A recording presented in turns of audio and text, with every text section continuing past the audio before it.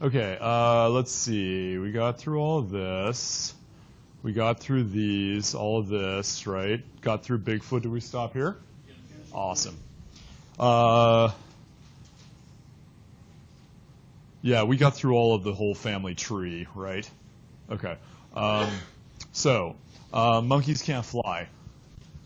Okay, just if that comes up on the test as a true or false question, please mark false. True or false, monkeys can't actually fly. And in fact,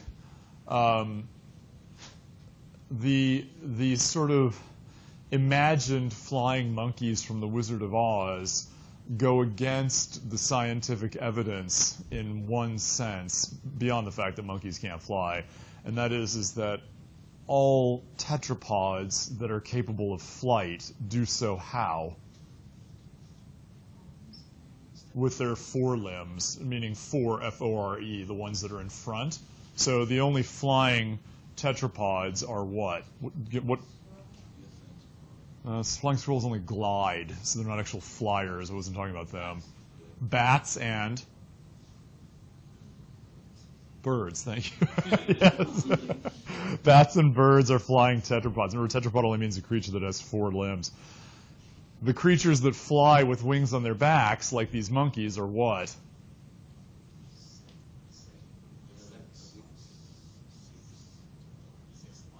Well, who flies with wings on their back? That's my only question. No, real creatures. Thank you. Yeah, exactly. Bugs. Thank you. Yes, we'll say insects. Bugs are fine. Yes, and it is unlikely that the Hox genes of a mammal would produce a situation where functional wings came out of the back. So from a biological perspective, even if monkeys evolve flight, which will be long after you and I are dead and unlikely in any case, they would not look like this, okay?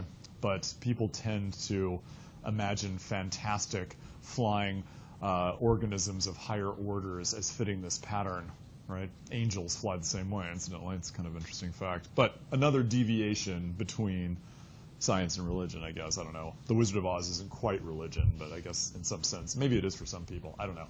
All right, so that's more than you need to know about the Wizard of Oz. All primates have 3 things in common. What are they?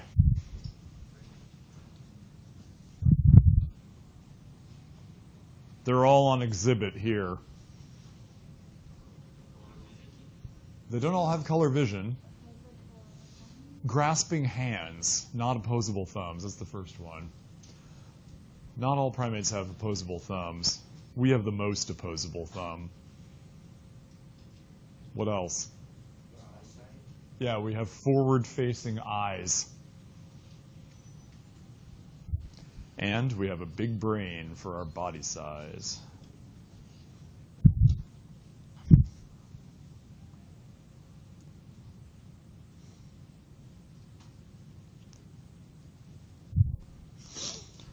Remember that primates are one of approximately 50 different orders of mammals, depending on your classification scheme.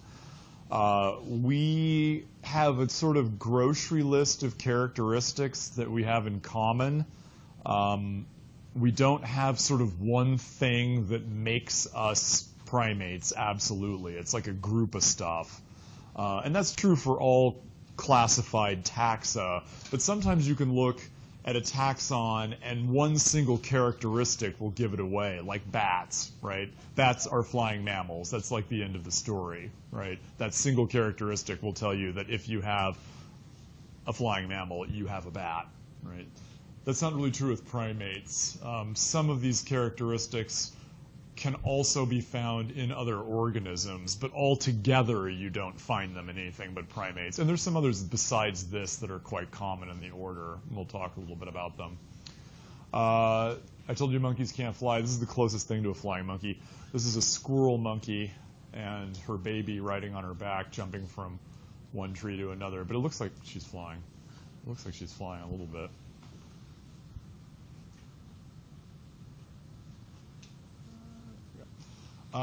First of all, almost all primates are quadrupedal. You are an exception to this, although even you start out as a quadruped. Among the apes, you find a variety of forms of brachiation, which means swinging by the arms. Some apes, the lesser apes, the gibbons and siamongs, do this very quickly. The greater apes do it much more slowly when they do it.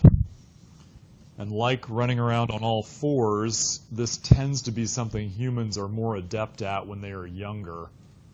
By the time you are full size, it becomes difficult to swing from your arms, unless you're a gymnast or somebody who spends a lot of time building that kind of strength.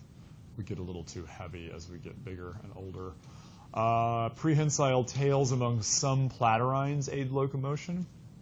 It may be that they're used like they are among the spider monkey to hang from to get food, or they might just help you balance out or stabilize yourself, kind of give yourself a little more freedom to move around, as they do among, like the capuchins are not. Capuchins aren't truly prehensile. They can't support their weight, but they can kind of grasp stuff and stabilize themselves.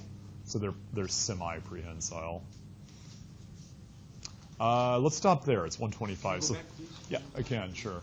But we'll stop with this slide, you guys, and we will pick up on Wednesday and talk more about primate traits.